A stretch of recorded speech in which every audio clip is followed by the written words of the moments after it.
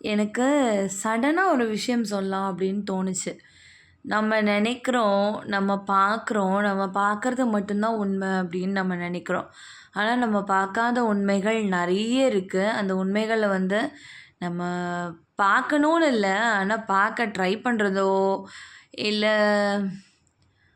புரிய ட்ரை பண்ணவோ யாரும் ரெடியா இல்ல. இப்போ ஒருத்தவங்க ஒரு விஷயம் ஹேப்பியா இருக்காங்க, இல்ல ஒரு ஹேப்பியா போஸ்ட் போடுறாங்க அப்படின்னா, அவங்க ஹேப்பியா மட்டுமே இருப்பாங்க அப்படின்னு அர்த்தம் கிடையாது. ஃபார் எக்ஸாம்பிள் இப்போ ஒரு யூடியூபர் எடுத்துக்கோங்க.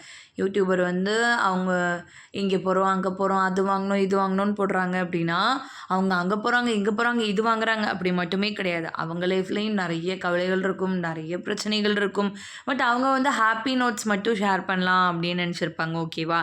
சேம் சினாரியோல இன்னொரு யூடியூபர் எடுத்துக்கோங்க. அவங்களோட எல்லா டூ இசட் காலையில எந்திரிக்கிறதுலேருந்து நைட்டு தூங்குற வரைக்கும் எல்லாமே சோகமா இருந்தாலும் சோகம், அழுதா அழுகை, சிரிச்சா சிரிப்பு எல்லாமே ஷேர் பண்றாங்கனாலும், அது அவங்களோட சாய்ஸ். ஓகே. ஹேப்பினா ஹேப்பியும் இல்ல, சேட்னா சேடும் இல்ல. எல்லாரும் 24 மணி நேரமும் சந்தோஷமாவும் இருக்க போறதும் இல்ல. எல்லாரும் 24 மணி நேரம் வருத்தப்பட்டுட்டு இருக்க போறதும் இல்ல. ஸோ, எந்த ஒரு ஜட்ஜ்மெண்ட்டும் இல்லாம ஒரு விஷயத்த பார்த்தோமா, அத ரசிச்சோமா, இல்ல அவங்க கிட்ட பேசினோமா, ஓகே, ஓகே. அப்படி இருந்தா நல்லாருக்கும். என்னமோ எனக்கு திடீர்னு தோணுச்சு. இது சொல்லணும் அப்படின்ட்டு. Good night.